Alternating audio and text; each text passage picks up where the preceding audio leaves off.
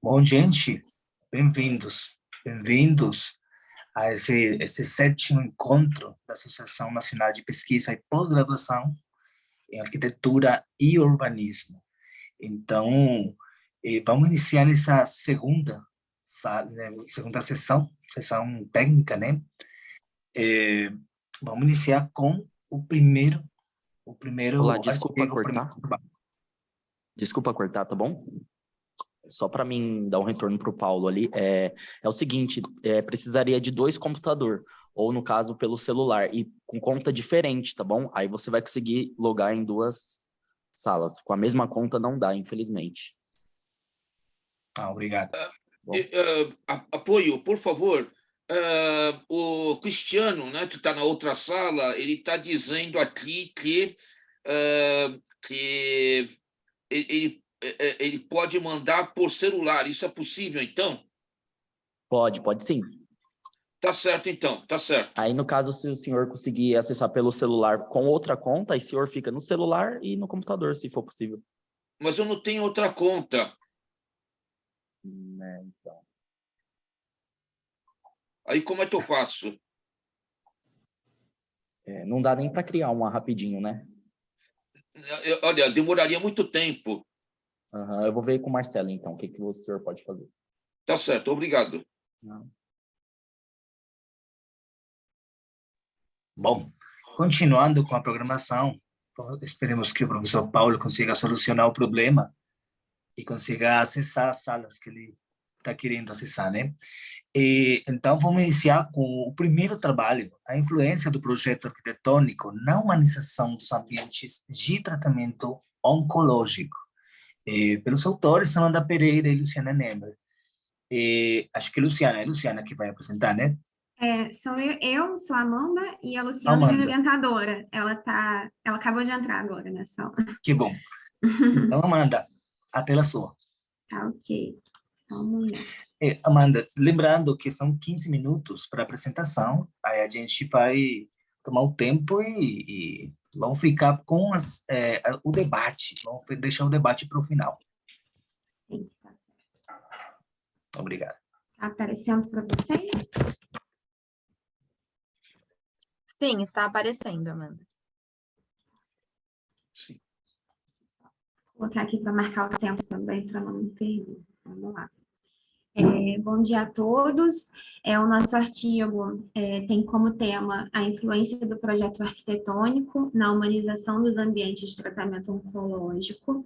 Ele foi elaborado por mim e pela minha orientadora, Luciana Neymer, que entrou aqui na sala agora. Na verdade, é um braço, né, da minha dissertação de mestrado, da UF, né, do PPGAL, do Programa de Pós-Graduação em Arquitetura e Urbanismo. Bom, em resumo, a gente sabe que atualmente o câncer ele é considerado o principal problema de saúde pública no mundo, né? E geralmente os tratamentos utilizados eles são agressivos, como a quimioterapia, a radioterapia, que exige, né, uma maior permanência da pessoa em tratamento no ambiente hospitalar. Além disso, a gente sabe também que o hospital ele é uma estrutura complexa, né? E devendo corresponder às necessidades do seu principal usuário, que é o paciente. Os recursos metodológicos, eles foram um estudo de caso, né, no Hospital As Concer, na cidade de Juiz de Fora. Foram realizadas também consultas, né, em dados bibliográficos e documentais e a aplicação de questionários a profissionais e pacientes oncológicos.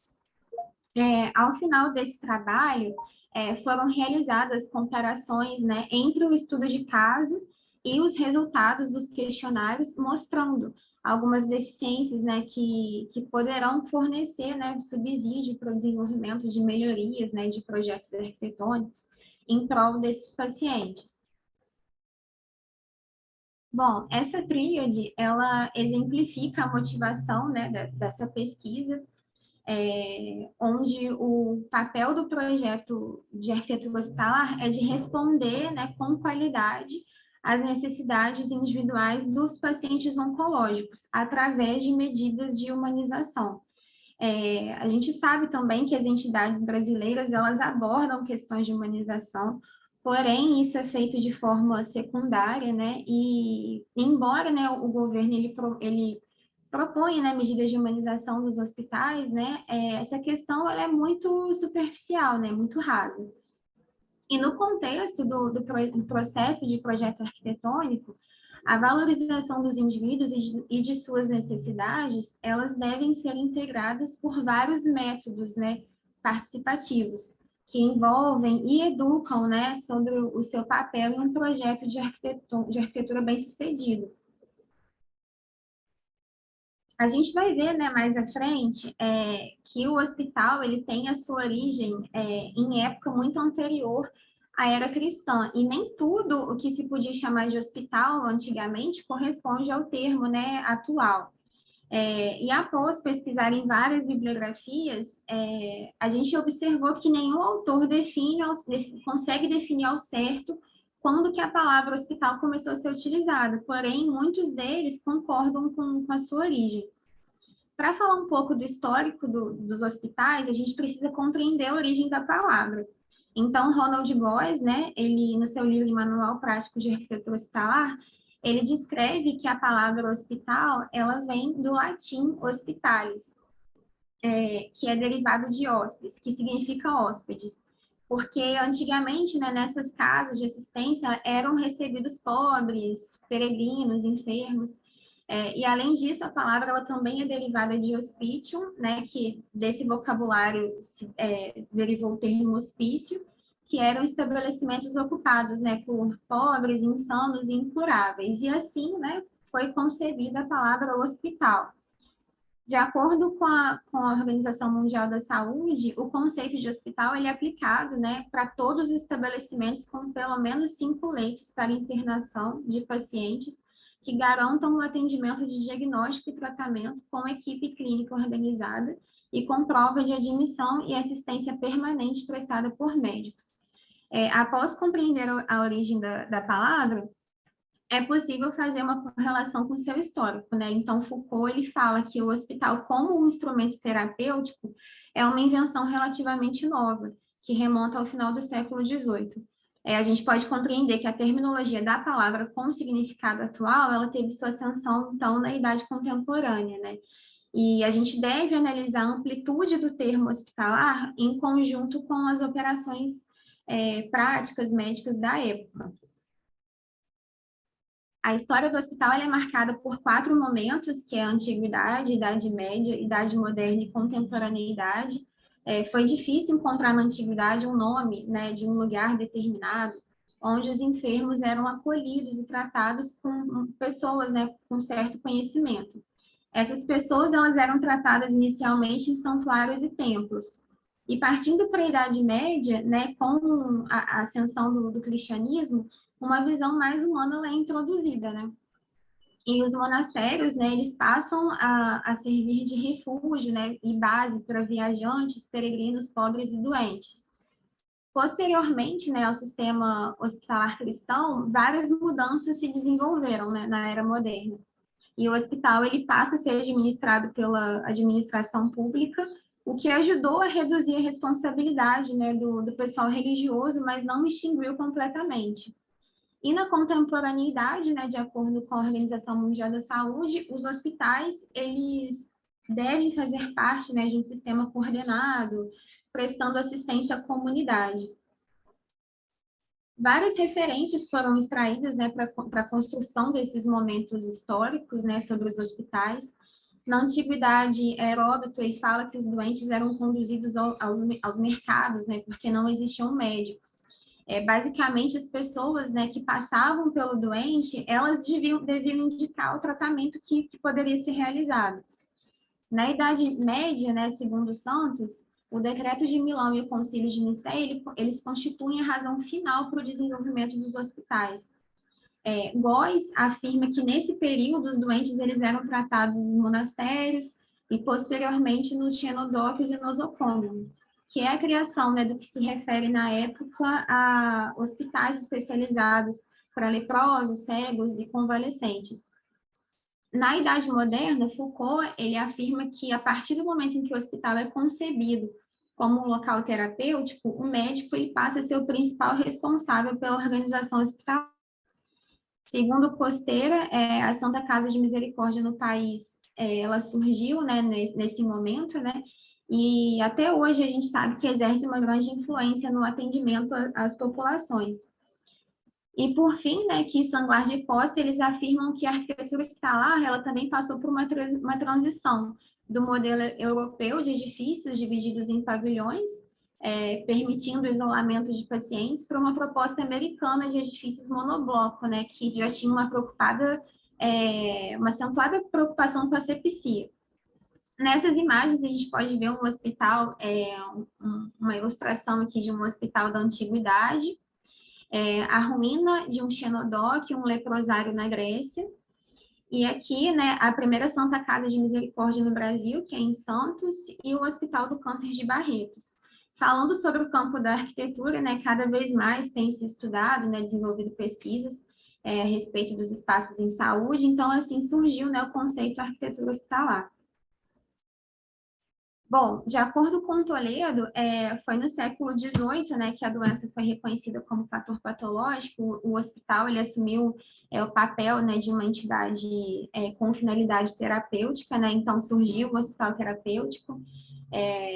E aí a gente vê também que o Ministério da Saúde, em 2001, ele apresentou, né, o Programa Nacional de Humanização com o objetivo de melhorar os serviços hospitalares, né, e 5 volumes já foram publicados.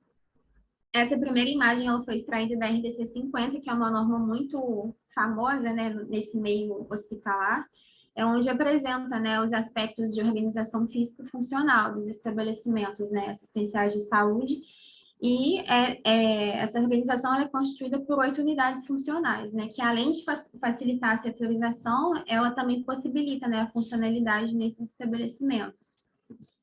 O hospital em estudo é o Hospital Las Concer, né, em Juiz de Fora, uma entidade civil de caráter filantrópico, né, na região, especializada em tratamento de câncer. Ele já tinha, né, a ideia de ter uma estrutura própria, né, era antiga, então em 1988 construiu o Hospital Las Concer no bairro Cascatinha, né, através de doações de empresas e também de apoio da comunidade. E atualmente o edifício ele ganha visibilidade, né, pela localização, né, e também por essa fachada, né, em tons rosa, que busca, né, a conscientização, né, para a causa. É um edifício composto também por 3 pavimentos, né, incluindo o subsolo. Então, de acordo com o relatório de gestão, a gente tem alguns dados. 94% de seus atendimentos são direcionados a pacientes do SUS, né, e 6% restantes são a pacientes oriundos de planos particulares. Então, a gente vê aqui no primeiro gráfico, né, a presença que ele apresenta que os casos mais frequentes de neoplasia são de câncer de 2002 a 2020, né, a gente vê aqui que os casos mais frequentes são câncer de mama e próstata, e a distribuição, né, dos casos de câncer segundo a procedência nesse segundo gráfico. Como a gente pode observar, né, nessas imagens, várias medidas de imunização, elas podem e devem ser adotadas, né, para a melhoria dos ambientes. E a gente vai ver isso mais à frente. Bom, aqui foram feitas, né, as divisões, né, de acordo com a RDC 50, dos ambientes. E a gente também tem uma imagem aqui da sala de quimioterapia do hospital, né, que é o local de maior permanência do paciente em tratamento. Bom, sobre os formulários, a ferramenta utilizada foi o Google Forms. Vários gráficos foram gerados, mas a gente teve que sintetizar, né, nessa apresentação. O formulário dos profissionais ele foi elaborado com 15 questões, 47 profissionais responderam, sendo que 5 desses possuem experiência profissional no Hospital Las Concer.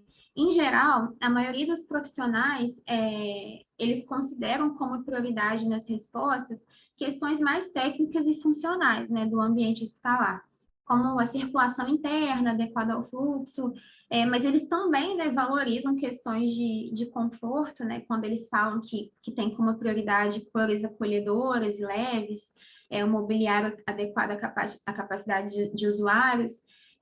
A maioria citou também que um ambiente acolhedor, profissionais capacitados, cordialidade no atendimento, são fatores que podem proporcionar, né, um ambiente mais humanizado. Sobre o formulário dos pacientes, ele foi elaborado com 14 questões, né, e sendo que 5 desses pacientes, eles realizaram tratamento no Hospital Asconce.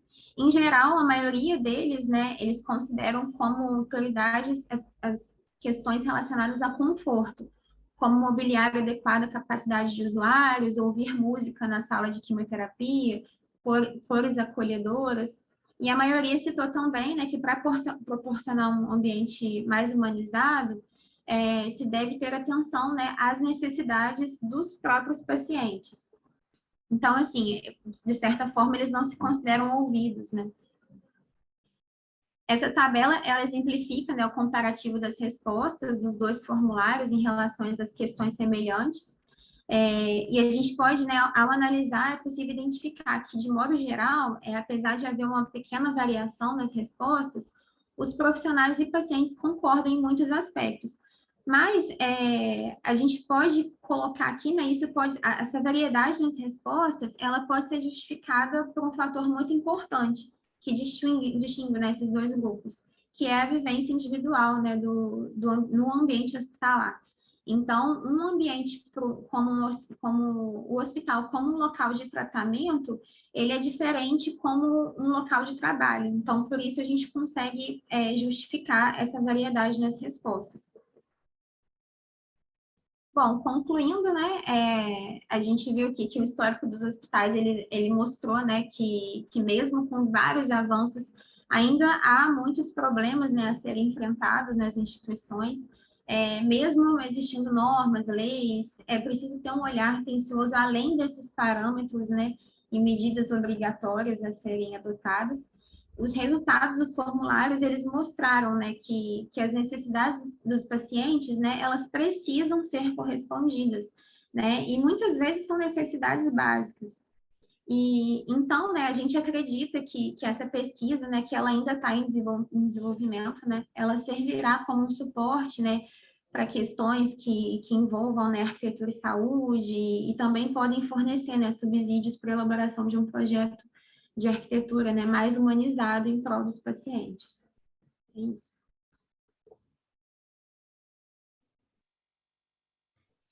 Bom, Amanda, muito obrigado pela sua apresentação. Então, relembrando, a gente faz um debate no final, por favor. Guardem suas perguntas e tipo, suas contribuições para o final e vamos abrir um debate bem interessante. Acho que um tema muito legal. Muito obrigado, Amanda. Bom, vamos continuar o seguinte trabalho. Aplicação da humanização e sustentabilidade em edifícios hospitalares, uma análise crítica de um caso de estudo, por Analígia Galardi e Paulo. Vocês estão aqui na sala? Sim, eu vou começar a compartilhar a apresentação. Beleza, a tela é sua. Obrigada. Então, eu sou a arquiteta Ana Lídia Gaia de Marvulho e eu vou fazer a apresentação referente a esse artigo, intitulado Aplicação da Humanização e Sustentabilidade em Edifícios Hospitalares, uma análise crítica de um caso de estudo.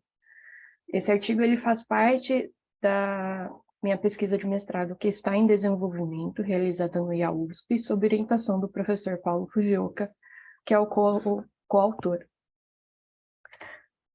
Ele tem como objetivo analisar de forma crítica como que o arquiteto Zanetini aplicou no projeto do Hospital São Camilo os princípios de humanização espacial e sustentabilidade, tendo sempre como foco o conforto dos pacientes. E a metodologia, que é a de estudo de caso, ela traz, né, a revisão bibliográfica de fontes secundárias, análise do projeto arquitetônico, visitas de campo com o registro fotográfico atual e, no momento, estamos nas etapas das entrevistas com o arquiteto Zanetini Diane de Arruda, que é arquiteta do Hospital São Camilo, e Doris Vilas Boas, que é uma especialista na aplicação de sustentabilidade em edifícios hospitalares. A humanização espacial, ela consiste na aplicação de características físicas e ambientais em um espaço, para que este se torne confortável para os seus usuários.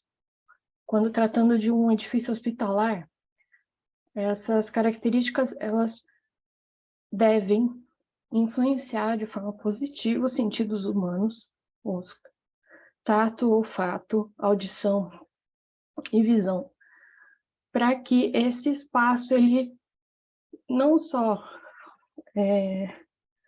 ele deixe de ser um local de reclusão e vire um auxiliador no processo de recuperação para os pacientes e um auxiliador no serviço oferecido pela equipe de profissionais.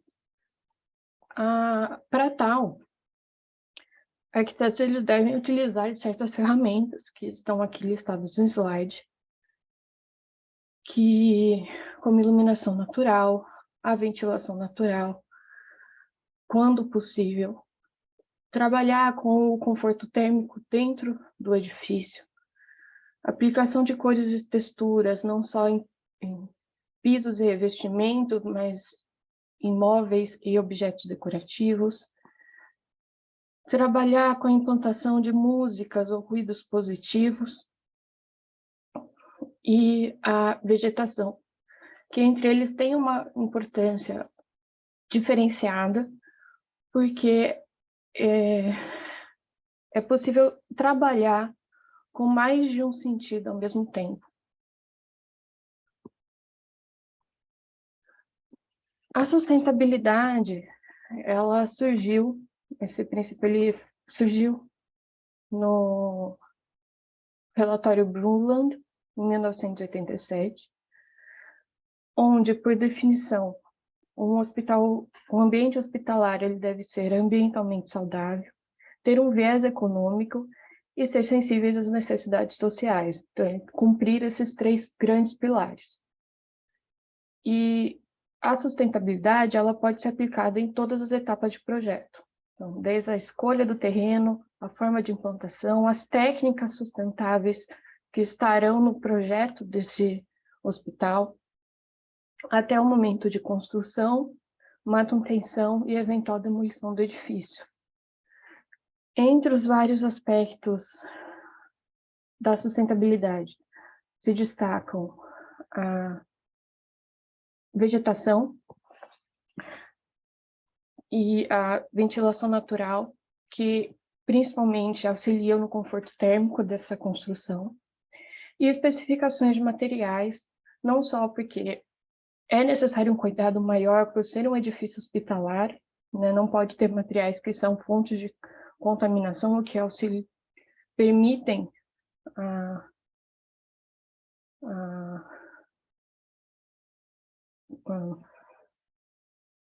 facilitem, né, a contaminação, como também para que diminua o número de resíduos gerados durante a etapa de construção. Entre os arquitetos que trabalham com a aplicação desses princípios, se destaca o arquiteto Zanettini. Ele foi graduado pela FAUSP, virou professor da FAUSP também, e é um pesquisador. Ele desenvolveu várias soluções projetuais e elementos construtivos que são aplicados em seus projetos, por exemplo, piso em manta, que hoje em dia é muito comum de ser encontrado em edifícios hospitalares.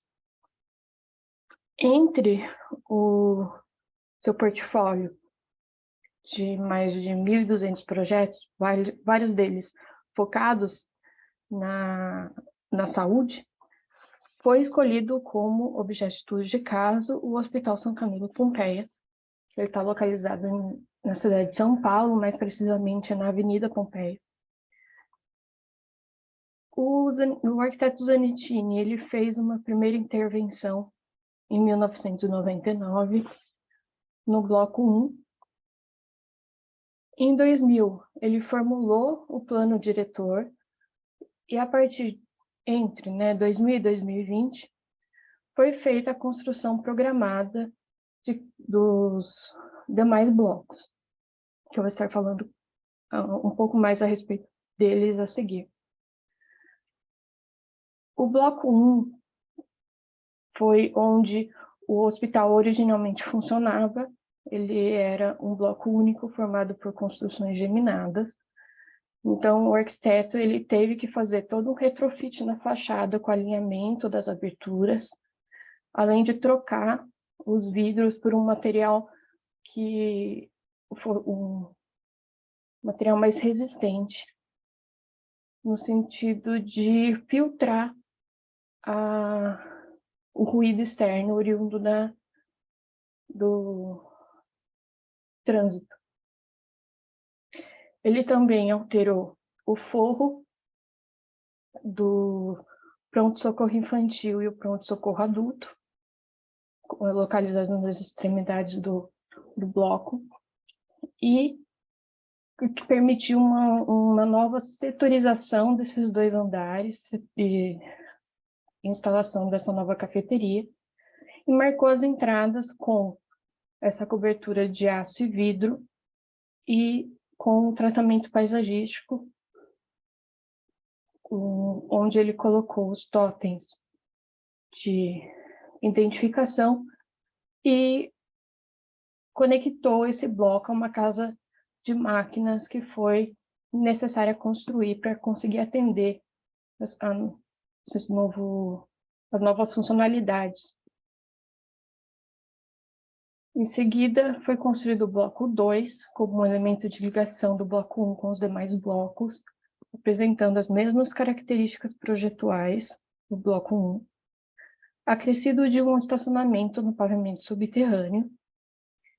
E em seguida foram construídos o bloco 3, que eu vou falar a seguir, e o bloco 4, como sendo uma ampliação desse bloco 2, o que permitiu que criasse uma nova entrada, focada principalmente para acompanhantes e visitantes pela Via do Bananal, Barão do Bananal. Em virtude disso, foi feita uma grande área de descanso com lojas e restaurantes. O bloco 3, ele apresenta as mesmas características ou atividades compatíveis com os demais blocos, além de unidades de internação, um novo centro de material esterilizado, que atende todo o hospital, e o Terraço Jardim, onde houve uma adaptação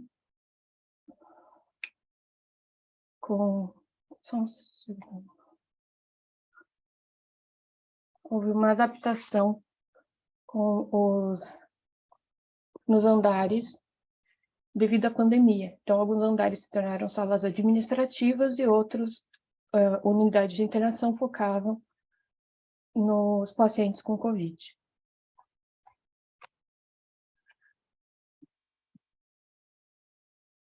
O bloco 5 foi o último a ser construído. Ele está localizado do outro lado da Via Barão do Bananal, conectado ao bloco 4 por 2 passarelas metálicas e um túnel subterrâneo.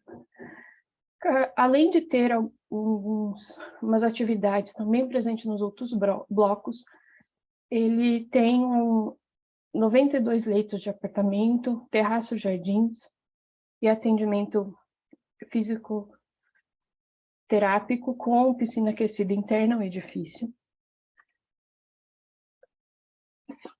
Com as visitas e análise do projeto arquitetônico, já foi possível fazer algum levantamento das aplicações da humanização espacial presentes nesse hospital. Então, como aplicação de cores em pisos e revestimentos, objetos decorativos e móveis, a presença de grandes aberturas que propicia essa iluminação natural, a entrada dessa iluminação natural para dentro do edifício e a aproximação dos pacientes e funcionários para os acontecimentos da cidade, sendo que todos os vidros eles têm um tratamento acústico para que haja para que sirva de barragem para os ruídos externos oriundos do tráfego da Avenida Pompeia. Em relação à sustentabilidade, esse hospital ele apresenta uma arquitetura totalmente racionalizada e industrializada. Então, os primeiros blocos, 2, 3 e 4, eles foram construídos de pré-moldados, e o bloco 5 com estruturas metálicas. Todos eles, até mesmo o bloco 1, quando houve a primeira intervenção, eles tiveram alterações nas divisórias. Então, as divisórias são painéis montados e removíveis. Os pisos são industrializados, e isso fez com que a obra, por ser industrializada, ela transforma o canteiro de obras em um local de montagem e diminui a quantidade de resíduo gerado desde a etapa de construção, o que está dentro do pilar de sustentabilidade definido pelo relatório Brundtland.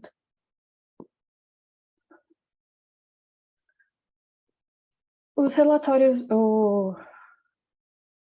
trouxe aqui alguns resultados parciais, alguns questionamentos e análises que já foram possíveis também ser feitos, onde, em relação à humanização espacial, foi possível determinar que alguns aspectos, eles ainda são deixados em segundo plano no momento das tomadas de decisões, em virtude da implantação, da necessidade de implantação das normas que são rígidas e recomendações técnicas que são necessários de ser seguidas. E a respeito de sustentabilidade, então, algumas construções elas apresentam a certificação, apresenta propaganda de identificação de que eles são considerados, né, sustentáveis, mas eles cumprem apenas uma classificação mínima que foca em aspectos específicos, o que vai contra a definição da sustentabilidade. Essas classificações mínimas, normalmente, elas têm um foco em apenas um ou dois dos pilares que foram apresentados anteriormente. Como resultado esperado da pesquisa é comprovar que esse hospital, no Hospital São Camilo Pompeia, ele é um exímio exemplo da aplicabilidade de ambos os conceitos, tendo sempre como foco o conforto dos pacientes. E aqui eu deixo o meu contato para quem queira fazer alguma pergunta, sugestão. As referências, elas se encontrarão presentes no artigo que será publicado nas anais do evento. E eu gostaria de agradecer a todos do ENAMPARC, a todos aqui presentes, a CNPq pelo financiamento da pesquisa. Ana Lígia, muito obrigado. É muito interessante e quero agradecer pelo tempo. Perfeito, acho que você e Amanda estão com um tempo maravilhoso e isso é muito importante para o evento. Obrigado. Bom, segundo que aqui está... Bom, vamos continuar o seguinte trabalho. Arquitetura hospitalar em São Paulo, análise projetual dos hospitais do GRACE, acho que é assim que a gente fala, Grupo de Apoio ao Adolescente, à Criança com Câncer, pela Laura Cirqueira e o professor Paulo. Então, por favor, Laura, a gente está pronto. Muito obrigada, eu vou começar a compartilhar aqui então. Obrigado. Tá dando para ver? Sim. Perfeito. Beleza. Bom dia a todos, meu nome é Laura Siqueira, aluna do 5º ano do Instituto de Arquitetura e Urbanismo da USP, bolsista de iniciação científica PUB e orientada pelo professor Dr. Paulo Fujioka. A minha pesquisa, então, é uma análise projetual do Hospital do GRAAC, que é o Grupo de Apoio ao Adolescente e à Criança com Câncer. O objetivo dessa pesquisa é o estudo analítico dos 2 prédios que compõem o conjunto hospitalar do GRAAC, em São Paulo, e as dificuldades enfrentadas foram que a pandemia dificultou o contato com os arquitetos e o acesso a materiais, que foi possível somente na fase final da pesquisa, impossibilitando a execução da maquete física. E a pandemia também impossibilitou de fazer visitas ao local. Apesar disso, o contato com os arquitetos Adilson Costa Macedo, Marcos Peruzzi e Ana Martinho foi fundamental. Eles nos forneceram material para o desenvolvimento do trabalho, além de entrevistas sobre o projeto e também para tirar eventuais dúvidas. E essas entrevistas foram mais que entrevistas, foram praticamente aulas sobre arquitetura hospitalar, que abriu meus olhos para esse tipo de programa e foi essencial para o desenvolvimento da pesquisa. A pesquisa também envolveu estudos sobre a tipologia geral do hospital, com relação a programa, partido, estrutura, fatores preliminares e tudo que envolve a tipologia geral, baseado principalmente, mas não somente, nos livros de João Carlos Brosi e Ronald de Góes, e eu vou fazer uma breve pontuação sobre cada um desses aspectos. Os fatores preliminares se baseiam no conhecimento prévio de dados ambientais, demográficos, culturais e de códigos, leis e normas, e a epidemiologia, que é a ciência que estuda o processo saúde e doença na sociedade, também é muito importante nesse momento. O partido deve condizer com as exigências do programa, de modo a racionalizar ao máximo as circulações e aproveitar ao máximo também a iluminação e ventilações naturais. E o programa deve ser feito com uma equipe multidisciplinar de arquitetos, enfermeiros, médicos e outros profissionais que utilizarão o hospital. Os acessos e circulações devem ser planejados para diminuir ao máximo a distância percorrida pelos profissionais e pacientes. E, por fim, com relação à estrutura, é muito indicada a planta livre, o uso de sistemas pré-fabricados, o uso de modulação regular, tudo para possibilitar fácil expansão e remanejamento se necessário. Diante disso, eu queria destacar que o hospital, diferentemente de outros programas arquitetônicos, necessita de constantes adequações no seu espaço físico devido às inovações e transformações nas técnicas e tecnologias, de forma a sempre permanecer moderno. Para essa análise também, eu me baseei na divisão de setores apresentada por Ronald de Góes em seu livro Manual Prático de Arquitetura Hospitalar, que define os setores de internação, diagnóstico e terapia, administração e apoio técnico e logístico. O setor de internação, então, compreende quartos e enfermarias para pacientes internados. O apoio ao diagnóstico e terapia é composto por todos os setores que auxiliam na identificação das enfermidades e cura dos pacientes. O apoio técnico é responsável por auxiliar diretamente os setores de hotelaria, diagnóstico e terapia. E, por fim, cabe ao apoio logístico, a manutenção e o funcionamento do edifício. Basicamente, o câncer é uma doença genética na qual ocorre a divisão excessiva e descontrolada de células com anomalias, e segundo o INCA, a doença é o principal problema de saúde no mundo, com aumento do número de casos a cada ano. Os tratamentos para o câncer compreendem cirurgias, quimioterapia, radioterapia, imunoterapia, hormonioterapia e transplante de medula óssea, em muitos casos sendo necessário combinar mais de um tipo.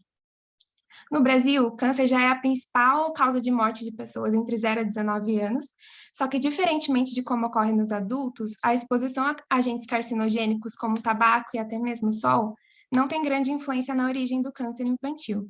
Nessa idade, os cânceres são de origem predominantemente embrionária, o que faz com que não existam métodos de prevenção e sendo muito necessário um diagnóstico precoce para o sucesso do tratamento.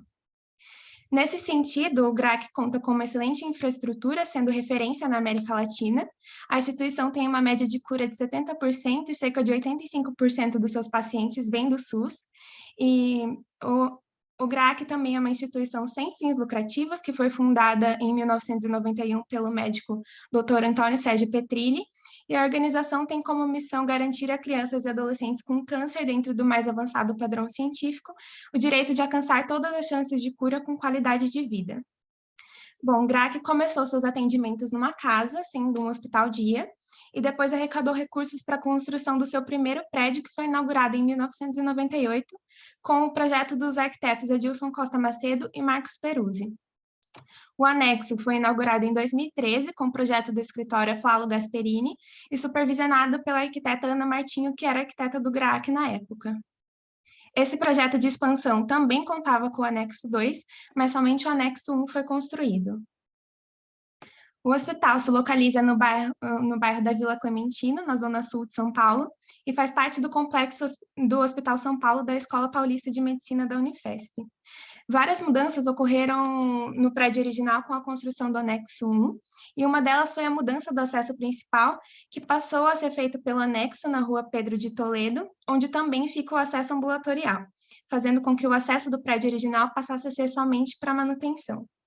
Devido às dimensões e à configuração do terreno, não foi possível diferenciar os acessos segundo cada função, como é recomendado. Portanto, nos fundos do edifício do anexo foi feito um acesso compartilhado de funcionários, manutenção, medicamentos, saída de resíduos e necrotério. Esse acesso se abre para o terreno na rua Borges Lagoa, que conta com construções que abrigam alguns setores de apoio ao hospital, principalmente o apoio logístico. Além disso, os prédios são ligados no primeiro, segundo e terceiro pavimentos, através de rampas de estrutura metálica e fechamento de vidro, que é possível ver aqui na implantação, além de terem conexão em nível no térreo e através de uma pequena rampa no primeiro subsolo. O prédio original conta com 11 pavimentos, sendo 2 subsolos, o térreo mais 8 pavimentos.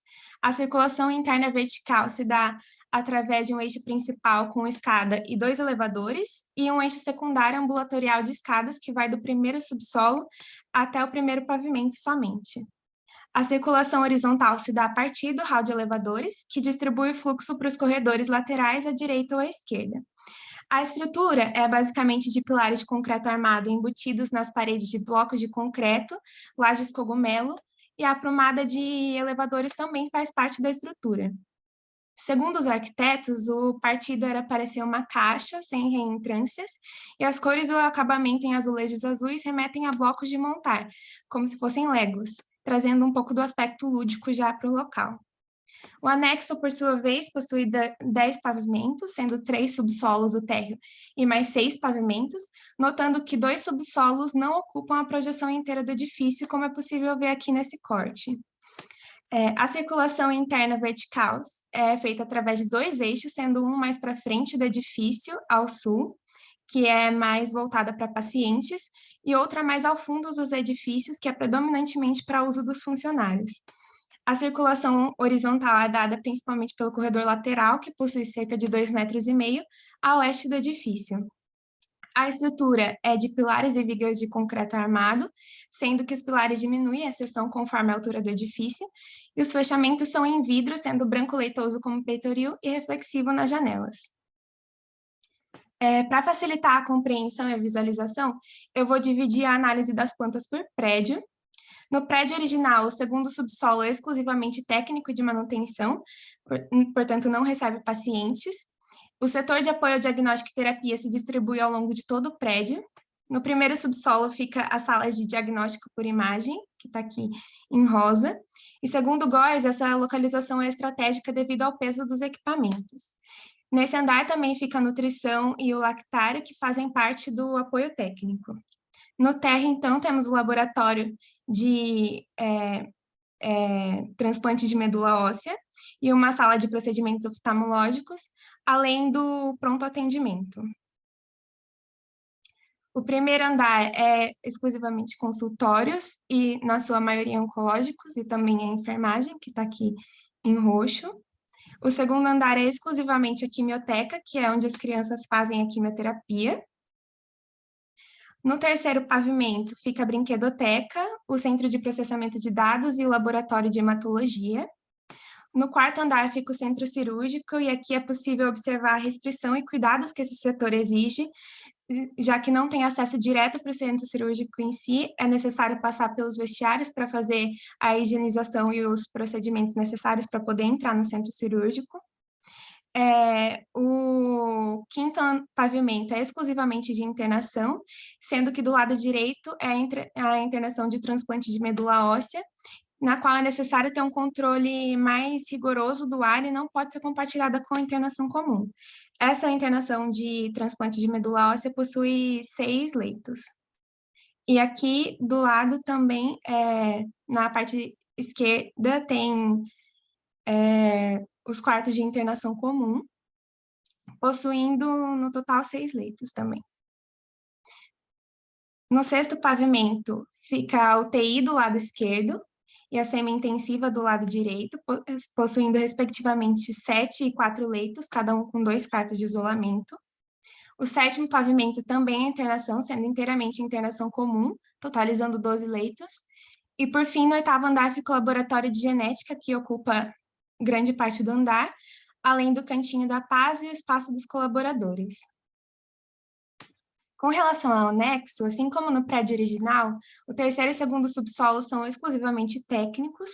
O primeiro subsolo é inteiramente voltado para a radioterapia, e aqui é interessante notar a planta da própria sala da radioterapia, que deve ser projetada de modo multidisciplinar, além de arquitetos e engenheiros, é necessário ter físicos também para projetar, para fazer os cálculos necessários para essa sala. Além de ser necessário ter manutenção constante por parte desses físicos também. Sua localização no primeiro subsolo também é muito conveniente devido ao peso da própria sala, que possui no mínimo 60 centímetros de parede maciça de concreto, além do acesso ser mais facilitado por estar próximo ao andar térreo, né, que fica à entrada do hospital. No térreo, então, temos a recepção, a sala de espera, além da área de estar médico e alguns consultórios especializados. O primeiro pavimento conta com consultórios multidisciplinares, além do staff de psicologia e a sala das assistentes sociais. Isso é bom, pois no primeiro pavimento do prédio original também se localizam consultórios, e então o acesso é facilitado através da rampa, né, entre os dois prédios. No segundo andar fica a farmácia central, que, como o nome já diz, é única para os dois edifícios, além do banco de sangue, o laboratório de patologia e também a escola móvel. No terceiro pavimento se localiza a reabilitação, a central de esterilização de materiais, que também é única para os dois prédios, e a sala das voluntárias. O quarto andar é dedicado inteiramente à internação comum, contando com 11 leitos. O quinto pavimento é exclusivamente do setor administrativo, contando com o staff médico, staff TMO, TI e as diretorias médica e clínica. E o sexto pavimento, por fim, possui um auditório com capacidade de 120 pessoas, já que o hospital também é voltado para ensino e pesquisa. Por fim, eu gostaria de destacar a questão da humanização do hospital, porque o espaço tem capacidade de educar uma criança e por isso é necessário que eles sejam capazes de estimular seu desenvolvimento e que possibilitem a socialização com o mundo e as pessoas à sua volta. Entretanto, uma situação de doença traz desequilíbrios em diversos aspectos da vida, não só da criança, como também dos familiares, e nesse processo o hospital pode se tornar um ambiente aversivo, contribuindo para o processo de despersonificação da criança. Por isso é necessário projetar espaços que possibilitem a brincadeira, por exemplo, pois o brincar também pode promover uma adesão ao tratamento, além de diminuir ansiedades e angústias. Nesse sentido, o GRAAC é referência na promoção desses espaços, dando destaque para a brinquedoteca, para a quimioteca e para o espaço da família, que possuem ambientes lúdicos que contemplam tanto os pacientes em suas diferentes faixas etárias, quanto os familiares. Por fim, eu gostaria de falar que entrar em contato com esse projeto, principalmente com a parte da humanização, reforçou em mim que a noção de que a arquitetura é sobretudo humana e deve ser pensado não somente para atender às necessidades físicas das pessoas, mas sim buscar potencializar suas vivências e percepções sobre o mundo, o espaço e as relações interpessoais. É isso, muito obrigada.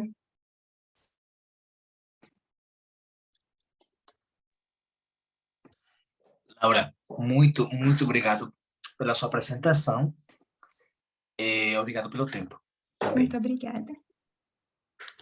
Bom, a Juliana, que ainda no início da sessão não tinha chegado, já está na sessão? Já está na sala? A Juliana Linda.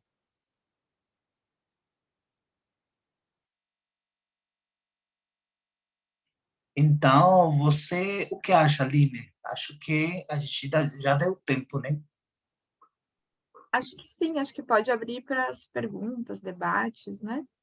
Beleza, obrigado. Então, aqui. negócio aqui. Bem. Bom, e então eu queria abrir, na verdade, eu acho que muito interessante, cada uma das temáticas, todas elas têm muitos elementos em comum, tem muitos elementos que acho que tem uma relação, apesar daquela questão técnica que tem arquitetura hospitalar, acho que já trazer aquele conceito da humanização que parece muito antigo, mas acho que é um conceito necessário para ser trabalhado nesse tipo de arquitetura.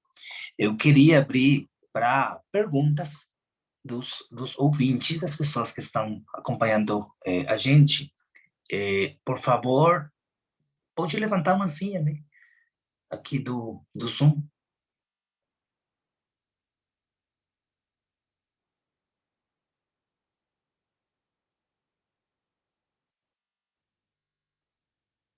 Bom, enquanto todo mundo fica pensando alguma pergunta, alguma contribuição, eu queria fazer uma pergunta. Acho que para as três é uma pergunta bem interessante que acho que a temática é interessante, uma pergunta que ficou na minha cabeça, rondando na minha cabeça, e é sobre aquela relação entre os usuários, os atores que ficam naqueles espaços hospitalares. Quando vocês falam de humanização na arquitetura hospitalar, eu fico pensando que isso fica amarrado no conceito de bem-estar, conceito de integralidade, que tem relação com o psicológico, biológico, social, o tema da conduta das pessoas. Isso me leva a pensar um pouco sobre a relação, por exemplo, entre trabalhador e as pessoas que estão lá naqueles espaços, que são doentes, que estão numa situação pessoal, e acho que Amanda falou um pouco sobre isso, sobre aquela vivência individual. No final é uma vivência individual, mas no momento chegar lá naquele espaço se torna um momento coletivo. Acho que não tem como sair de ser um espaço que se torna coletivo. Aí eu queria perguntar um pouco sobre o que vocês conseguiram pesquisar ou entender dos seus trabalhos sobre aquilo, sobre aquela relação entre os diferentes atores, os trabalhadores do hospital, os pacientes, os visitantes, enfim. E isso como se traduz, como se consegue expressar na arquitetura ou no espaço. Então, não sei se Amanda, Ana, Laura, vocês gostariam de abrir um pouquinho nesse debate? Sim, vou falar um pouquinho aqui da minha experiência.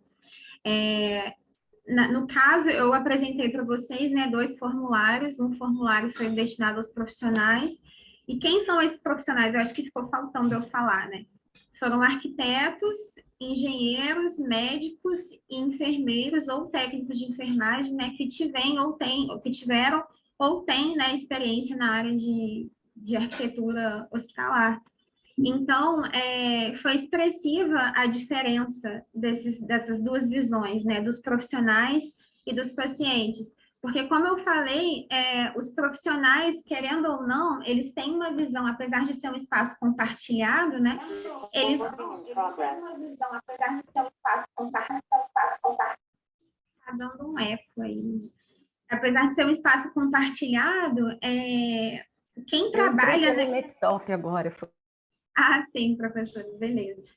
Quem usa esse espaço como um ambiente de trabalho, eles têm uma visão diferente, né? A gente conseguiu perceber, o formulário ele tem questões abertas, né? Não deu para apresentar aqui também, mas eles sempre abordam questões mais técnicas como os fluxos do hospital, por onde que o lixo deve sair, né? Por onde que o resíduo sai, por onde que entra. Então, são coisas, né? São elementos que os pacientes, né? Os usuários, tanto pacientes quanto acompanhantes, não têm essa dimensão, né? Essa perspectiva. E o interessante dos formulários dos pacientes, a gente pode ver essa visão mais... eu até ouso dizer que é até um pouco mais humana, né? porque são voltadas realmente para as necessidades daquelas pessoas que estão ali naquele espaço, né, em condições de vulnerabilidade. Então, o que a gente pode perceber nessa aplicação desses formulários é que são questões, às vezes, muito básicas, que podem ser medidas, né, que podem ser adotadas nos hospitais, que podem promover, né, aspectos de humanização para esses pacientes, como, por exemplo, eles citaram ouvir música na sala de quimioterapia, uma janela onde a gente possa ter um contato com o exterior. Elementos simples, né, que seriam fáceis, né, são medidas que podem ser solucionadas com muita facilidade, mas o que a gente pode perceber é que muitas vezes esses usuários, né, os pacientes, os acompanhantes, eles não são ouvidos, né? Não chega na ponta da linha, vamos dizer assim, né? Na fase de elaboração do projeto, nós, como arquitetos, a gente às vezes não faz essa pesquisa, né? Não elabora o programa de necessidades ouvindo, né, todas as pessoas que vão utilizar aquele meio. Não sei se eu me fiz entender. Obrigado, Amanda. É mesmo. A professora Laura levantou a mão. Por favor. Professora Luciana Ângelo. Luciana, desculpa. Tranquilo. Eu tive um problema técnico e entrei no início da apresentação e pelo celular. Então, agora eu consegui aqui pelo computador e com cabo. O trabalho da Amanda tem sido assim, um trabalho muito rico, né, em termos de orientação, porque ela já tinha acesso a esses 2 hospitais, né? Inclusive, num ela trabalhou numa bolsa de C, então ela trazia um conhecimento prévio ao mestrado, né? Antes mesmo, né, do ingresso ao mestrado, já pelo projeto dela de pesquisa, a gente já percebia essa bagagem. Então, assim, tem a qualificação já foi realizada, né? Eu até deixo meu agradecimento aqui à professora Cláudia Tamaturgo, lá da Fiocruz, que deu um suporte bom a nós, e o professor Glauco Benenstein, também lá do TPH-UF, que tem uma experiência boa na área de projeto, né? Então, a Amanda já está aí vislumbrando a saída, né, em, quem sabe, março do ano que vem. Compartilhar aqui no Enampar, que está sendo um trabalho, né, bastante satisfatório. Estamos numa mesa de especialistas, então aprendi muito aí com os trabalhos apresentados pela Ana Lídia, Laura, Aline, também Paulo, acredito que o professor Paulo está aqui presente. Então eu vejo que a gente pode pensar em trocas futuras. E, assim, ressaltar que a gente está trabalhando com a história dos hospitais, depois vamos olhar aí a bibliografia dos trabalhos das colegas, né? Mas eu vi o nome do professor Ronald Góes, né, sendo citado várias vezes. Ele é uma referência desde 2005, quando eu orientei, né, o primeiro projeto de hospital, né, me orientando, teve a satisfação de fazer o curso com ele, então trouxe apontamentos. E sobre o trabalho da Amanda, eu vejo que a nossa maior riqueza foi esse formulário, contanto que ele tinha toda a cara de capítulo 3 e a gente transformou ele em 2, porque a gente queria levar para a banca esse resultado dessa pesquisa, que com os médicos foi assim, mais espontâneo, talvez, vamos dizer, uma coisa mais dinâmica essas respostas, né? E com os pacientes foi muito mais difícil. Então, uma das colocações na banca foi a disparidade entre respondentes, médicos e pacientes, né? Perfeitamente explicável pela emoção que envolve responder esse formulário, curados ou não, né? Após um tratamento ou durante um tratamento. Então, assim, o trabalho da Amanda tem uma visão muito humana, né, dessa questão do comportamento dentro dos hospitais, em especial dos setores oncológicos. Então, eu acho que é uma fala, assim, que vai ser ouvida, respeitada e consultada futuramente, né? Então, assim, vejo que a grande riqueza dela está aí justamente, né, nesse questionamento. Para fazer esse trabalho, a gente consultou sites de alguns hospitais que fazem pesquisas com pacientes, mas a gente vê que o nível das perguntas que estão na internet, não que sejam superficiais, mas que não tem esse olhar, né, tão cuidadoso com essa questão. É mais assim, você foi bem atendido? Você foi atendido dentro de 5 minutos ou você esperou mais do que isso, né? Pontue, né? O tempo que levou para ser atendido, você tem convênio, sim ou não, né? Coisas assim, né? Do tipo assim, o que me atendeu melhor? O estacionamento, a lanchonete, a banca de revistas. Então, a gente vê que é um trabalho assim de peso, vamos dizer, no sentido da profundidade, né? De tocar num assunto muito delicado. Então, assim, ela vai agora elaborar o capítulo 3, né, das recomendações, depois de ter feito esse mergulho, né, na visão sensível, né, dessas pessoas que estão envolvidas. Então, eu quero assim, só agradecer, né, a participação aqui nessa mesa, ao Enamparc de estar nos ouvindo e publicando, dizer que a gente tem, né, vamos dizer, ambições aí futuras de mais publicações, né, e parabenizar a Amanda e as outras colegas da mesa. Professora Luciana, muito obrigado também. A gente acho que são trabalhos muito importantes. Não sei se a Ana ou a Laura quer estender sobre aquele tema. Eu acho que aqui a gente está tentando colocar em termos técnicos, arquitetônicos, espaciais, uma questão que é completamente emocional. Tipo, perguntar para uma pessoa que está lá com um universo de problemas, acho que se torna bem complicado tentar traduzir em termos técnicos. E para os trabalhadores, é o dia a dia deles, né? Então, tentar conciliar aquelas respostas, acho que não é simples, não. Bom, gostaria de saber se, não sei se alguém levantou a mão. Eu queria só fazer um gancho com a fala da Amanda, porque a humanização, ela trabalha, não é só arquitetura, né? A arquitetura é relacionada com outras áreas de conhecimento. Então, quando você está aplicando esse conceito em edifício hospitalar, muitas vezes ele é levantado no momento de projeto, que tem o arquiteto, tem engenheiros, tem médicos, e que muitas vezes têm a preocupação da visão do paciente, mas eles trazem uma visão bem técnica. E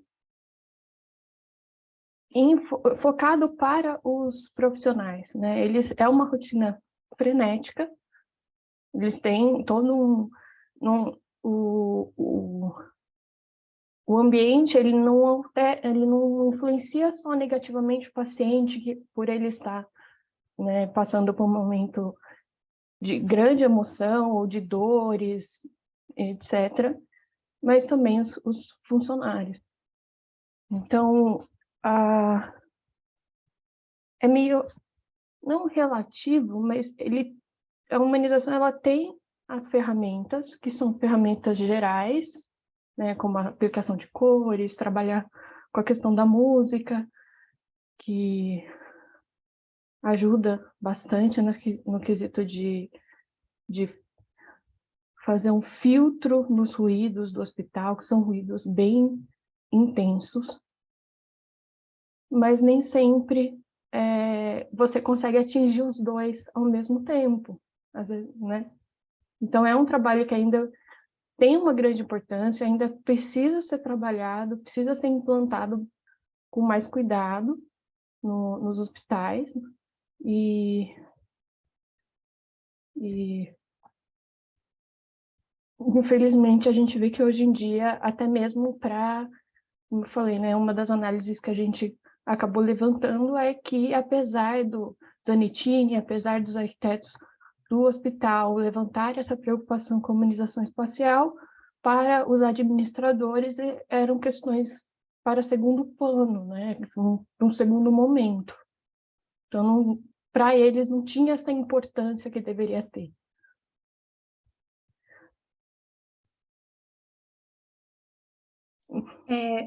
Eu não sei como levantar a mão. Obrigado. Só... Desculpa, Laura, acho que Eder levantou a mão um pouquinho antes de você. Aí você pode continuar. Exato. Obrigado. Olá, escutam? Olá. A gente está ouvindo. Ok. Eu falo de Juiz de Fora, em Minas Gerais. Trabalho em Universidade Federal de Juiz de Fora e também com projetos de saúde.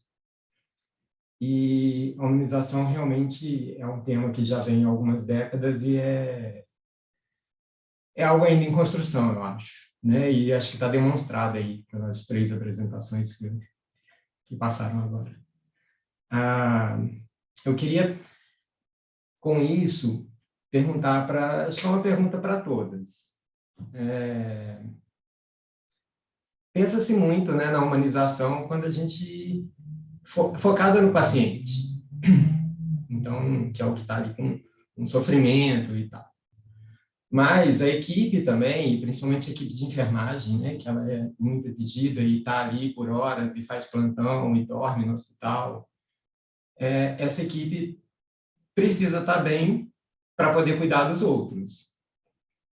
E eu queria saber o quanto vocês perceberam que, durante o processo de planejamento no hospital dito humanizado, as áreas de convivência, né, dos profissionais, de descanso, copa, banheiro, elas estão pensadas para criar um ambiente favorável e propício realmente para o descanso desse profissional naquele hospital. Inclusive, a Ana Lídia acabou de falar, né, sobre os barulhos, realmente são barulhos muito intensos, e aí se você coloca esse profissional também numa área em que ele não tem um momento de descanso realmente, né, que tem uma perturbação de barulhos ali em volta, não adianta, né? Ele não vai se desligar um pouco, se desconectar ali de 5 a 15 minutinhos que seja para poder pegar um fôlego, um ânimo de novo e ir para a batalha novamente. Uma outra pergunta que eu acho que aí cabe mais para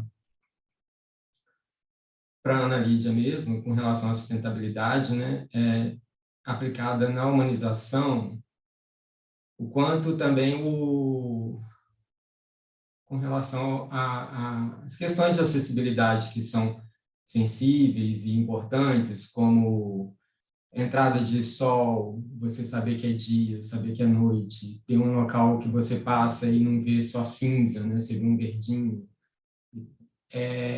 nesses espaços e tal.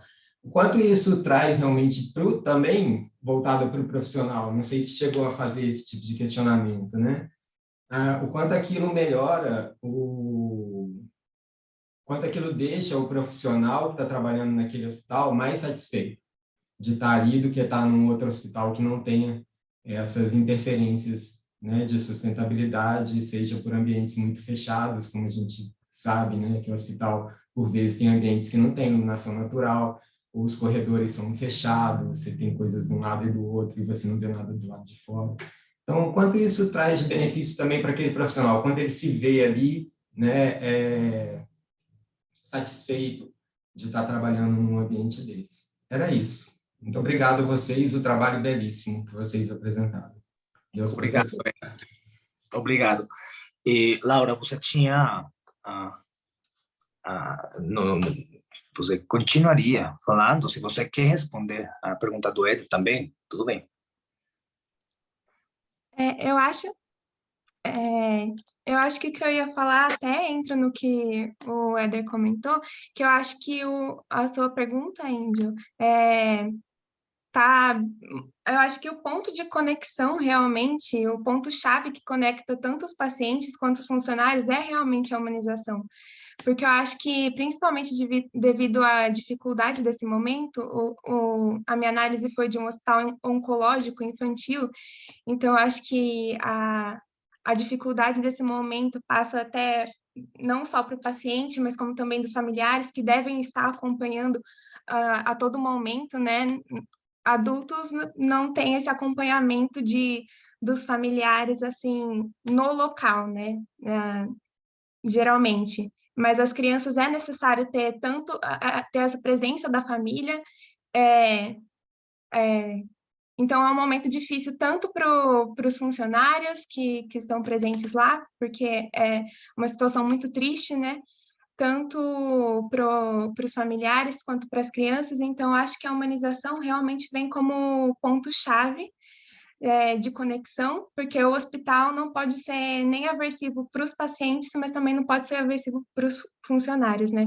Então, acho que o trabalho com a humanização realmente melhora o aspecto, melhora a situação no geral, para todos.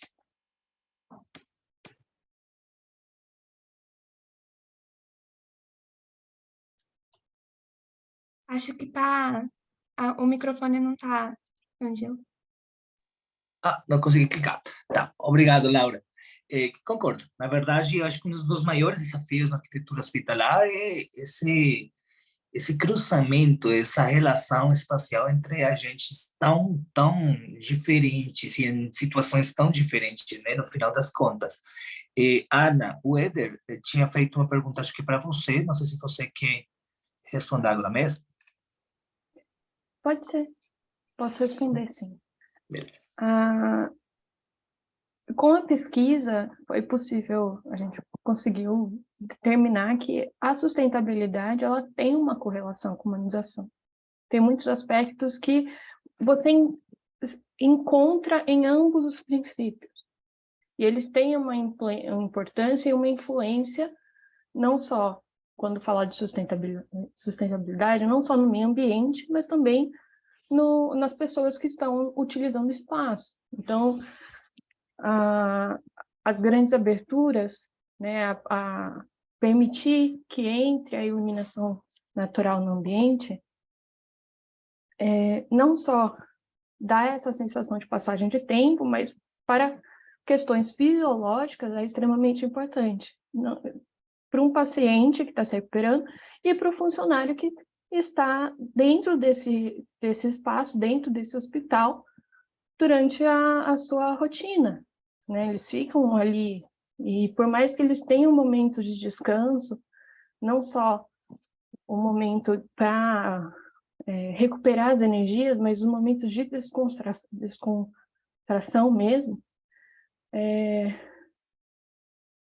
ou fazer com que o ambiente ele propicie essas oportunidades, essas características e qualidades é extremamente importante. A qualidade aumenta no sentido emocional da pessoa, né? E quando falando dos profissionais, auxilia no serviço. Então, foram levantadas, tem uma pesquisa, por exemplo, que foi levantada, de que esses ruídos, né, como a gente estava falando, que os ruídos no hospital, que são muitas vezes acima de 70 a 80 decibéis, dependendo do setor que esses funcionários se encontram, eles podem até mesmo acabar causando distrações, né? Então, ter esse cuidado auxilia na qualidade do serviço. Então, a pessoa, o funcionário, ele se sente bem emocionalmente, ele se recupera fisicamente e ele tem uma diminuição em questões de preocupações. E não só e a sustentabilidade, como eu falei, né, ela também faz auxilia nesse processo.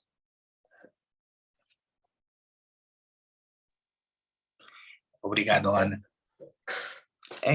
Acho que aqui o tema é muito interessante. Fico, inclusive, estou com o microfone, então. Inclusive, fico com algumas perguntas. Não sei se a Amanda, ou a Ana, ou a Laura tem alguma ideia sobre essa questão. Fiquei com uma dúvida sobre a materialidade e alguns elementos mais, tipo, a relação com a natureza, o tipo de material utilizado naqueles hospitais, que normalmente tem que ser um material muito, obviamente, muito próximo desses espaços, a gente como chama, esses espaços limpos, de fácil manutenção, enfim. mas vocês têm algum conhecimento de algum projeto, alguma ideia sobre algumas experiências sobre uso de materiais alternativos, a gente pode chamar alternativos nesse momento, ou o uso da natureza nesses processos? Você fala que são processos oncológicos, tratamento para o câncer, para crianças, adolescentes, enfim, e acho que tem outro tipo de alternativas que poderia ajudar nesses processos. Não sei se vocês conhecem esse tipo de experiências a partir das suas próprias pesquisas.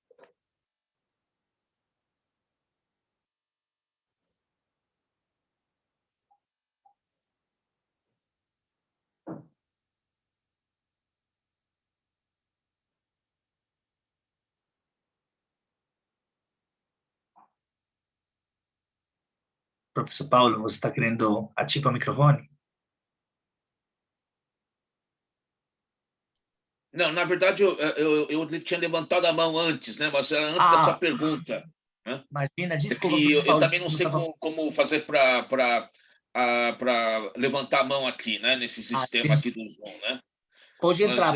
Mas era anterior à sua pergunta, então eu até gostaria que, né, que, por exemplo, a Ana Lídia ou a Laura respondesse a sua pergunta.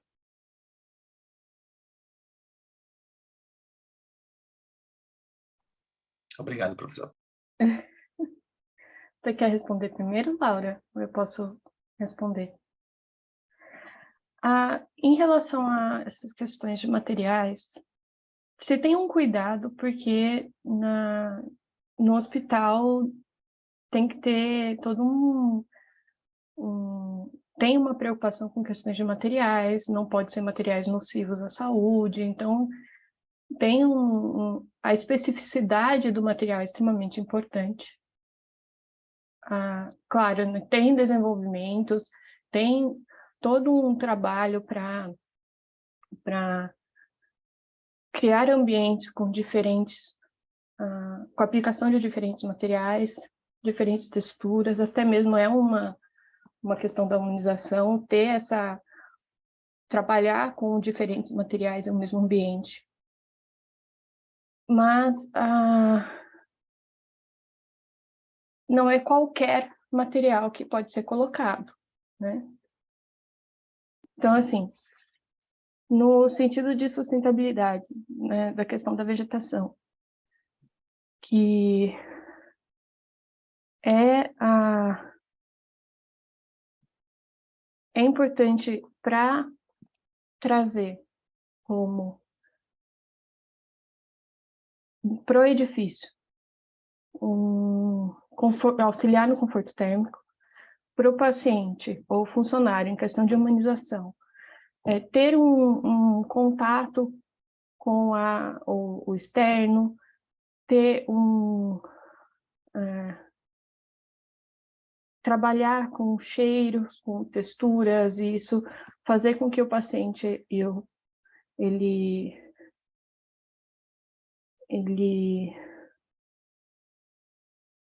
como que eu posso dizer?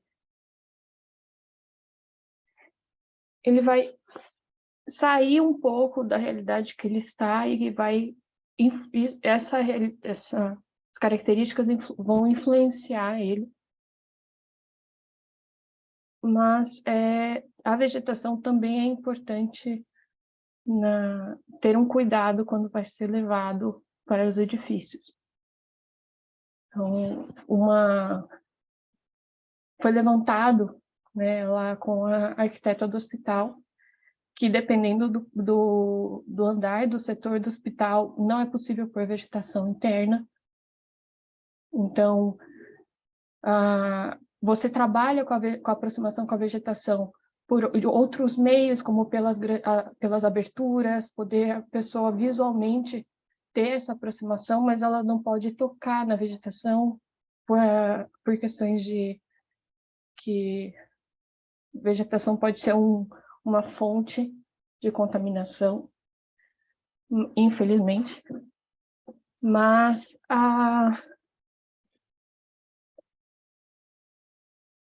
ela é importante, só muda a forma como ela é aproximada aos usuários, né? Você quer completar a fala, Laura? Olá. Eu gostaria de dizer que, assim, no caso do GRAAC... Estão me ouvindo? Sim. Ah, tá. No caso do GRAAC, por exemplo, devido às dimensões do próprio local, não foi possível trabalhar com jardins, por exemplo, porque o programa já era muito restrito, né, por ser um hospital especializado, e por causa da falta de espaço, por exemplo, o prédio original, o terreno antes era composto por 4 casas. Aí essas casas foram demolidas e todo o entorno também já existia nessa construção. Então, devido à delimitação do terreno, não foi possível, por exemplo, fazer um jardim ou possibilitar o contato com a natureza, né? A questão da biofilia. No que eu posso observar no GRAAC, para essa questão da materialidade, eu não consegui ver quais materiais foram realmente utilizados, porque eu só consegui acesso às plantas do GRAAC realmente mais na fase final da pesquisa. Mas o que eu posso perceber foi que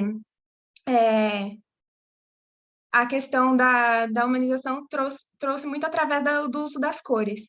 Trabalhar com os mesmos materiais, só que em cores diferentes. Por exemplo, a paginação de pisos foi feita com o mesmo material, que é liso, né, que não seja poroso por causa dessa questão da contaminação, só que a cor foi trazida nessa paginação. Também eu posso observar a questão principalmente no anexo 1, né, a questão do uso dos vidros, que especialmente na parte do corredor lateral, que talvez fosse melhor eu apresentar de novo, na parte do corredor lateral, o vidro inteiramente, não tem peitoril, né, e que possibilita uma visão para fora, e essa visão para fora também é muito importante, né, para a humanização e também para aumentar o espaço, para trazer mais esperança, para trazer mais conforto, né, para os pacientes, essa questão de olhar para fora, que é comprovado que é um dos aspectos da humanização. Essa questão também de materiais, eu posso também falar mais dos elementos, por exemplo, na brinquedoteca, não foi, como eu já disse, não foi possível fazer um jardim, né, mas foi colocado uma árvore lá, para trazer um pouco dessa biofilia. É uma árvore cenográfica, né, não é uma árvore natural, só que eu acho que é isso que eu posso comentar na questão do GRAAC, que foi o meu caso de estudo mesmo. Eu queria falar só um pouquinho sobre isso também. Eu achei... Tem alguém com a mão levantada? Porque eu também não sei levantar a mão aqui. Então... Imagina, pode falar. No nosso formulário também de profissionais, a gente abordou essa questão dos materiais, né? A gente até perguntou como que, se o profissional ele acredita, né, que os materiais previstos pelo projetista, eles estão relacionados com a manutenção do edifício, de que forma que isso poderia ser feito. Então, a gente percebeu, né, através das respostas deles, que vários aspectos, né, dos materiais foram levantados, como a resistência, a qualidade, a fácil limpeza, né, higienização, durabilidade. Então, assim, a gente sabe que são questões, né, são aspectos importantes que promovem, sim, né, a sustentabilidade no edifício hospitalar, né? Mas são questões técnicas, que a gente também entende que o paciente, né, o acompanhante, ele não vai ter essa dimensão. Outras questões para ele são mais importantes do que essas, né? Então, é questão de vivência mesmo, de conhecimento, enfim. Era só a contribuição que eu lembrei dessa questão nossa do formulário, né, professora? Muito obrigado, Amanda. Aqui a professora Kemino acabou de falar que é uma temática muito, muito importante mesmo para a arquitetura. Nesse tipo de arquitetura é muito importante realmente entender como esses atores, diferentes atores, começam a interagir, começam a se relacionar, e cada um, como a gente estava falando antes, cada um no seu universo, e como um projeto arquitetônico, como um edifício, pode conciliar, pode juntar esses universos. Não é fácil. Obrigado, Laura. Professor, pode falar. Então, de novo, estou tentando falar em relação àquela questão anterior que você tinha perguntado, né? Então, sobre essa questão da humanização, né, ela vem evoluindo ao longo do tempo na arquitetura hospitalar, né? Nos anos 70 até os anos 80, costumava-se falar que uma questão mais importante era a própria humanização da medicina, né? Então, é uma questão que os médicos debatiam já naquela época, né? Meu contato com a arquitetura hospitalar vem de contatos de familiares que estão envolvidos com a medicina, médicos e também administradores hospitalares. E depois, posteriormente, também pessoalmente, trabalhando em equipe de projeto, eu participei de equipe de projeto de 2 hospitais como arquiteto. Eu sou um acadêmico tardio, né? Entrei bem tarde na pós-graduação, então trabalhei durante muito tempo como arquiteto. Então, em equipes, né? E nessas 2 oportunidades, na verdade, até 3 oportunidades, foi possível ter contato, né, com o projeto de arquitetura hospitalar e verificar todas as questões, inclusive, primeiro, essa questão da materialidade e depois, posteriormente, com a questão da humanização da arquitetura hospitalar, na medida em que, realmente, no começo, realmente eu cheguei a ver nos livros, né, de administração hospitalar a questão da humanização da medicina em si, né, porque os médicos estão preocupados com um excessivo tratamento tecnológico da medicina, ou até numa questão muito de uma questão excessivamente científica ou acadêmica da medicina, na qual havia uma preocupação maior com o desenvolvimento de tratamentos do que propriamente com a questão do paciente. Então, isso já foi uma evolução ao longo do tempo, em que, posteriormente, isso se incorporou à questão da própria arquitetura, né? Então, em relação à materialidade, né, eu me lembro que desde o começo, desde que eu comecei a ver esse assunto lá nos anos 80, havia uma preocupação em relação aos materiais e a questão do próprio tratamento desses materiais, como, por exemplo, evitar cantos 90 graus, né, evidentemente, para não acumular sujeira, evitar peitoris, né, peitoris também pode acumular sujeira, determinados tratamentos de janelas com 2 lâminas de vidro para propiciar maior isolamento acústico, etc. E depois a questão foi evoluindo consideravelmente, né, a ponto da questão da humanização hospitalar ser incorporada à própria questão espacial projetual, né? Agora, o que deu para perceber nesses anos todos é que o fundamental é que acho que melhor do que eu falar é mencionar uma entrevista que a gente fez com uma outra pesquisa de iniciação científica que ainda está em andamento, em que o arquiteto Sérgio Salles, arquiteto especialista em arquitetura hospitalar, ele mencionou o fato de que o arquiteto tem que trabalhar nos interstícios do projeto, né?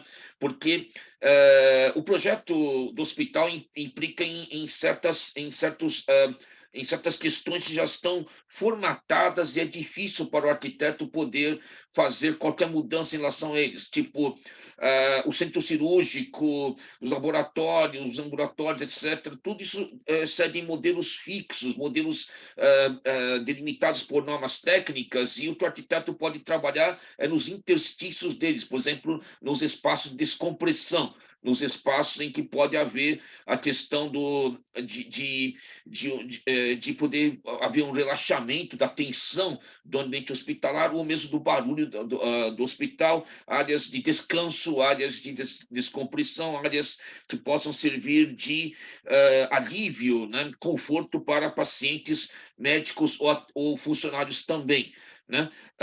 Então, são esses os espaços, né, que é possível para, de fato, o arquiteto poder propor ideias, propor propor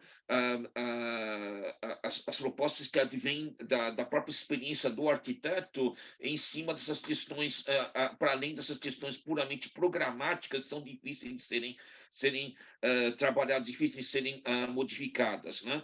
Agora, em relação a essa questão também da humanização, é possível perceber que essa questão da humanização hospitalar já existia faz tempo, né?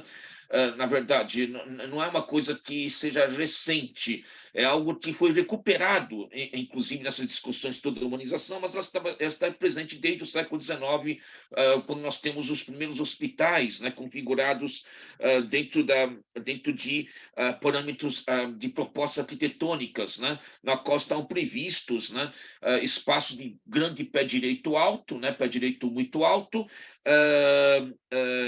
bastante iluminação e ventilação natural, no caso dos hospitais pavilionares do tipo Florence Nightingale, e também nesses hospitais como o Lariboisière, o Hospital Lariboisière de Paris, está presente uma grande quantidade de jardins, né? Jardins de grande porte que podem ser aproveitados por pacientes, funcionários e médicos, né? O Hospital da Universidade de Pádua, por exemplo, da Escola de Medicina da Universidade de Pádua, foi o primeiro, isso já no final da Idade Média, início da Renascença, foi o primeiro a incorporar a ideia do jardim botânico, né? O primeiro jardim botânico que existiu, projetado como tal, foi esse jardim, o jardim botânico da Escola de Medicina da Universidade de Pádua, destinado justamente a produzir espécies vegetais que pudessem ser utilizados na fabricação de medicamentos que eram utilizados naquela época, né? Hoje em dia já não é tão importante essa questão do jardim botânico dentro de um hospital, mas hoje em dia ele é muito mais visto como um aspecto, como uma questão de relaxamento, de descompressão e de humanização, né? Por fim, tem a própria questão da questão do conforto trazido pela religião, que ainda é muito importante hoje em dia, né? A prova disso é que quando eu fui com outro professor e um aluno visitarmos a Santa Casa de Misericórdia de São Paulo, primeiro, o que espantou a todos nós foi o fato de que, no ato de adentrarmos o hospital, nós percebemos que todo o barulho intenso da rua desaparecia, né? E por que desaparecia? Porque haviam 2 jardins. Um jardim antes do prédio frontal e outro jardim numa praça interna. Esses jardins simplesmente acabavam com o ruído externo, acabavam com o barulho externo, que era muito intenso, de uma avenida de grande fluxo de tráfego em São Paulo, né? Então, o barulho das buzinas, por exemplo, desaparecia, das sirenes, das buzinas, desaparecia quando a gente passava por esses 2 jardins. Adentrando dentro desse pátio central, havia uma igreja neogótica, que é projeto do Luigi Pucci, todo o projeto é do Luigi Pucci, arquiteto importante da fase italiana da imigração do século XIX para o século XX, e o que mais espantou não foi a própria capela em si, mas como ela era extremamente utilizada, né? Até outro professor estava junto comigo, ele comentou que ele foi extremamente comovente até ver como a capela era utilizada.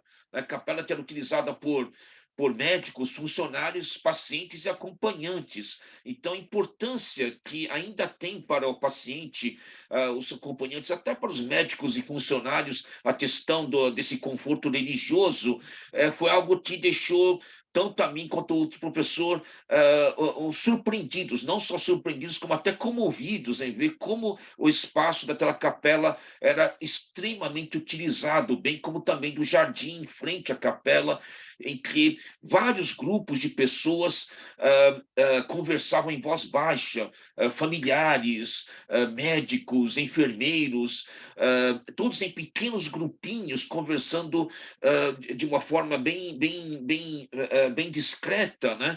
Falando dos dramas que rolavam dentro daquele hospital. Então, o papel do jardim e do papel da capela, desse conforto religioso, percebemos naquele momento que não podia ser algo desprezado, né? Era um hospital do século XIX, final do século XIX, início do século XX, como todos os hospitais pavilionados daquela época, tinha uma capela no meio da praça, uma característica comum a todos os hospitais, mas a capela era muito utilizada, intensamente utilizada, e nós até comentamos que havia problemas em relação ao projeto estilisticamente do neogótico daquela capela, mas o importante não era isso, o importante não era o fato de ter sido bem projetado ou bem construída, não. O importante é que ela era muito utilizada, né? Era intensamente utilizada, e isso mostra que, de fato, essa questão da humanização já vem desde antes, vem desde o século XIX, e esse conforto religioso ainda hoje é surpreendentemente importante, né, nessa questão, disso que você falou, das pessoas que utilizam o hospital, né, sejam os médicos, os funcionários, os pacientes ou os acompanhantes, né? Bom, é só isso, Ângelo. Obrigado, professor Paulo. Muito interessante seus apontamentos. A Laura tinha levantado a mão? Eu só gostaria de fazer um breve comentário, que eu acho que essa questão dos materiais associados à humanização realmente poderia ser tema de pesquisas posteriores, porque, como o professor Paulo já disse, as meninas já falaram também, essa questão dos materiais em ambientes hospitalares é muito restrita, né? Tem que, como o professor já falou, não pode ter quinas, tem uma questão com janelas também, com peitorias de janelas, então eu acho que realmente ter essa pesquisa dos materiais associados à humanização, como a Ana Lídia falou, em certos lugares não é possível nem colocar plantas por causa da humanização, seria muito interessante para pesquisas futuras.